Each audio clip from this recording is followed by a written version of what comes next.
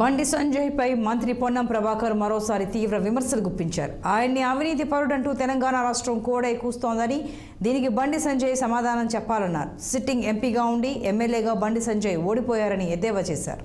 బండి సంజయ్ అవినీతి పరుడు కాదని కిషన్ రెడ్డి చెప్పాలని డిమాండ్ చేశారు. కాంగ్రెస్తో కరువు వచ్చిందంటూ అవగాహన లేకుండా మాట్లాడుతున్నారని ఆరోపించిన ఆయన పంట నష్టంపై ప్రభుత్వం నిర్ణయం తీసుకుంటుందని మంత్రి తెలిపారు.